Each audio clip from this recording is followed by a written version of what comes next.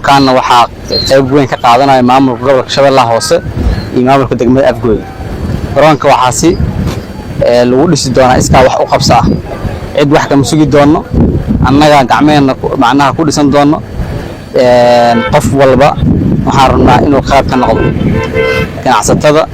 qof walba oo macnaha kale sheegay xawsho u jirta degmada Afgooy inay qayb ka noqoto marka waxaan rabnaa maamulka garoonka iyo qof walba oo Afgooy waa la yaqaanaa waxay caan ku ah sportska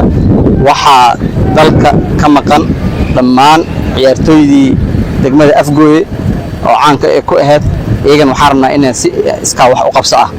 garoonkan waxoodii macnaha wax ay ku darsadaan waxaan rabnaa garoonka dhowr phase oo yeelan doona phase 1 ilaa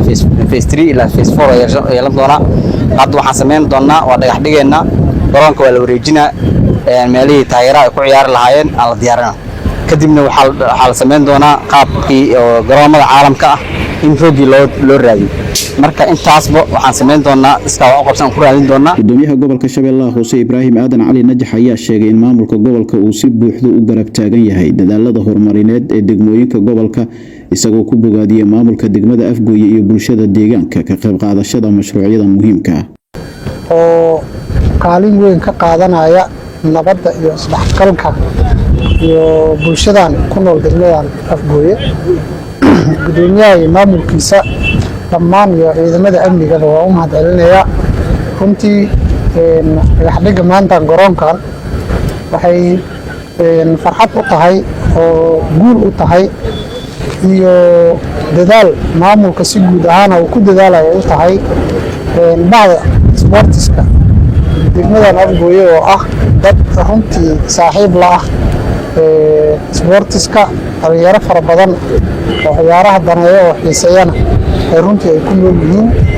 waa ka warqabtaan ciyaaruhu waa isdhexgal bulsho waxay ka turjumayaan nabad iyo walaalnimo iyo wada noolaansho in maanta garoonkan oo muddo fara badan aan ku haminaynay inaan dhisno maanta ay noo suurta gasho wejigiis koowaad inaan dhagax dhigno waa farxad ay noo tahay ilaahayna uu noo waafajiyay alxamdulilaahi rabbil caalamiin ugu dambeyn waxaa munaasabada ka hadlay wasiirka amniga dowlad goboleedka Soomaaliyeed ee Koonfur Galbeed Mudane Xasan Cabduqaadir ogna reer Koonfur Galbeed ciyaartooydanka fayla oo reer Koonfur Galbeed reer Afgooy waana si baro in marka isbartiiman la hayna dhalinyarada saasan fayla oo banooniga dheelaso wali inta badan markii ciyaaro Koonfur Galbeed la ciyaaro yabay dhawo ka araga ciyaartooydanka fayla oo Koonfur Galbeed la toolay waxaan meelo degmada Afgooy marka in degmadiyo lanka soo biyo isbartiima isla qaal maamulka degmada iyo gobolka iyo hay'adaha amniga lankas oo reer Afgooy ku qayb qaado ee la dhawaaya horumar farxad dhalinyarada wali la haysiin garab istaaga dhismahan insha